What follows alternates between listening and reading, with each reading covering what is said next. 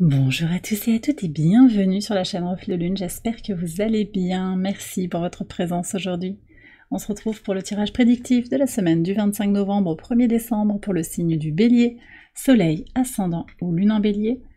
Alors on y va pour l'énergie de votre semaine. Vous avez le bouclier qui nous parle de protection. Vous êtes protégés cette semaine les béliers. Vous allez peut-être aussi ressentir le besoin de protéger votre énergie, de vous défendre d'une certaine manière, mais vous êtes soutenu par la source. Vous êtes guidé en fait pour aller vers ce qui est bon pour vous, ce qui est positif, d'accord ?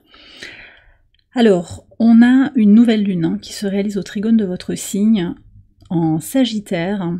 Il y a une discussion très positive par rapport à votre signe autour de ce qui est lié à la croissance personnelle, au voyage, qu'il soit physique ou intérieur, à la découverte d'autres connaissances, d'autres cultures, découverte de soi-même et quête de vérité vis-à-vis de soi-même.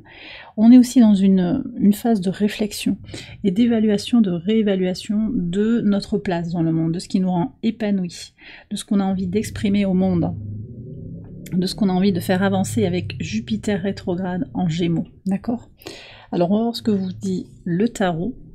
Vous avez le 6 de denier. Donc possiblement en fait ce que vous ressentez sur cette nouvelle lune et ce qu'elle va faire entrer dans votre vie, c'est un besoin de réciprocité.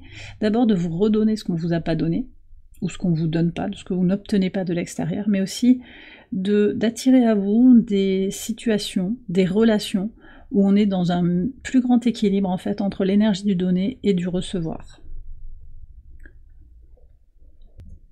Pour certains aussi, je ressens un besoin de trouver son équilibre dans le concret, un bien-être en fait, d'accord, qui peut passer par des changements. Cette nouvelle lune, elle va se réaliser avec une Vénus en Capricorne aussi qui appelle à beaucoup de maturité, de stabilité, au trigone d'Uranus. Donc il y a peut-être des changements conscients aussi à aller opérer dans la matière, dans le concret, pour trouver son équilibre concrètement. Donc ça veut dire se sentir bien, se sentir en paix, physiquement, donc avec un bien-être physique marqué, mais aussi sur le plan émotionnel et sur le plan spirituel. On va regarder les messages au quotidien. Alors je fais le tirage un petit peu tard dans la semaine, donc on va quand même aller voir ce qui se passe sur le lundi 25 et le mardi 26. On va voir comment ça vous parle. Alors, sur le lundi 25, vous avez le 3 de coupe et la cigogne.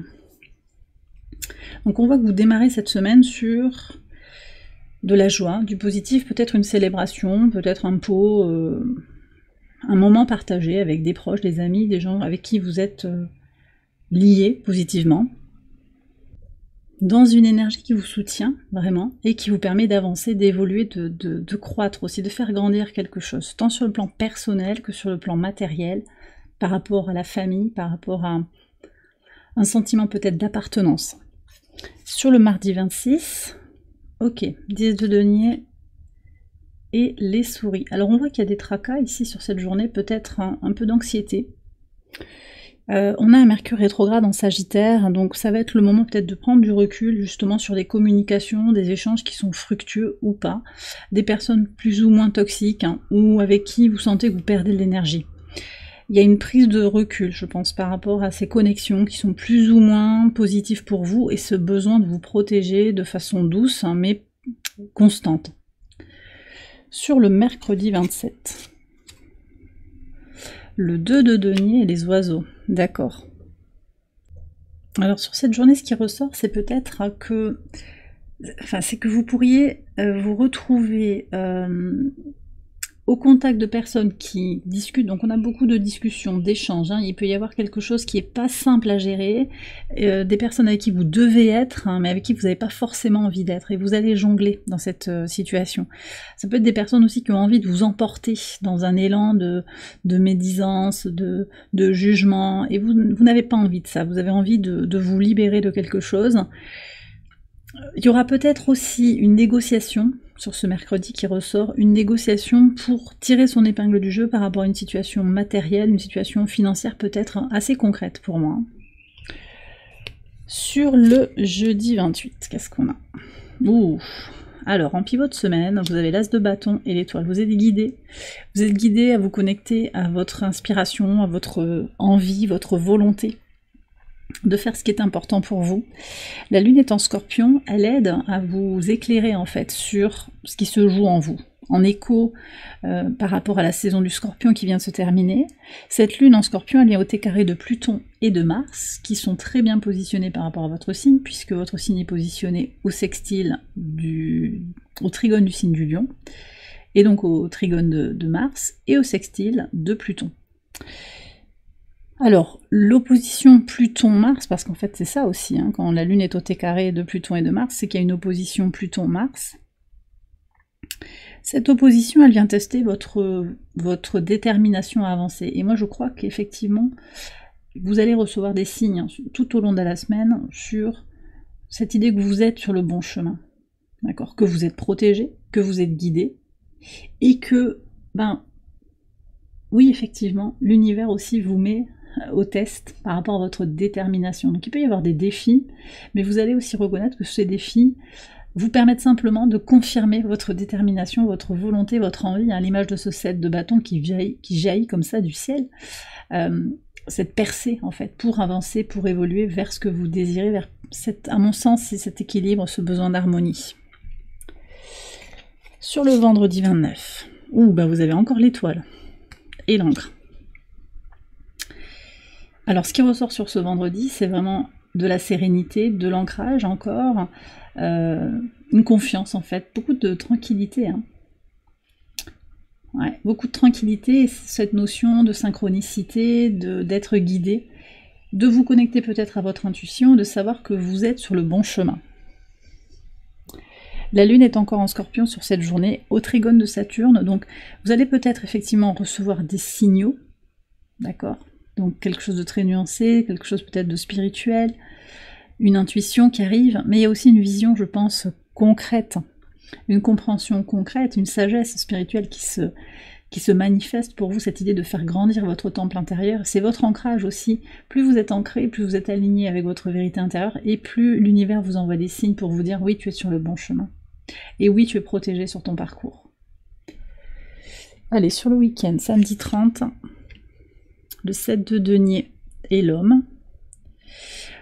Sur ce samedi, j'ai le sentiment que vous pourriez attendre quelque chose, patienter par rapport à un masculin, un homme, une polarité masculine, un masculin sacré.